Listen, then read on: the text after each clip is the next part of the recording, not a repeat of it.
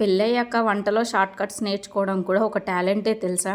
అది ఎందుకో చెప్తా. వీడియో అయితే లాస్ట్ వరకు చూడండి. ఇక్కడ వీడియో అయితే ఆన్ అయిందా లేదా అని చెక్ చేసుకుంటున్నాను. దోస తినాలనిపించింది గానీ, ఇంకా దోస చేసుకోవడం వరకి ఓకే గానీ, చట్నీ నా ఒక్కదానికి మాత్రం చేసుకోవాలంటే కష్టం గదా అని చెప్పి, ఇక్కడ దోస అయితే వేసుకుంటున్నాను. అయితే మా ఇంట్లో నాకు ఒక షార్ట్ కట్ ఉంది. అది నాకు పెళ్ళైన కొత్తలో కొన్ని వంటలు మా ఆయన గారే నాకు నేర్పించారు. అందులో ఈ చట్నీ కూడా ఒకటి. అప్పుడు నేర్పించారు కాబట్టి ఇప్పుడు కూడా ఆయన్ని గుర్తు చేసుకుంటూ ఈ చట్నీ అయితే చేసుకుంటున్నా. కాకపోతే ఆయన ఉంటే నేను నేర్పించిన చట్నీ కదా అని చెప్పేసి అంటారనమాట. అని బిల్డప్ మాత్రం ఇస్తాడు. ఇప్పుడు ఈ మామిడికాయ పచ్చడి ఐస్ క్రీమ్ బాక్స్‌లో భద్రంగా ఉంది. బాక్స్ ఓపెన్ చేయగానే స్పూన్ కనిపించింది. ఆ స్పూన్‌ని కదిపితే ఇంక అది ఎక్కడ పోతుందో మనకే తెలియదు కాబట్టి పక్క నుంచి ఇంకో స్పూన్ తీసుకొని పచ్చడి వేసుకున్నా ఇంకొక డబ్బాలో. దాంట్లో కొద్దిగా పెరుగు వేసి బాగా కలిపితే ఇంక మన ఇన్‌స్టాంట్ చట్నీ అయితే రెడీ అయిపోతుంది. చట్నీ చేసుకోవాలని ఓపిక లేనప్పుడు ఇలా ట్రై చేయండి. చాలా బాగుంటుంది. Thank you for watching.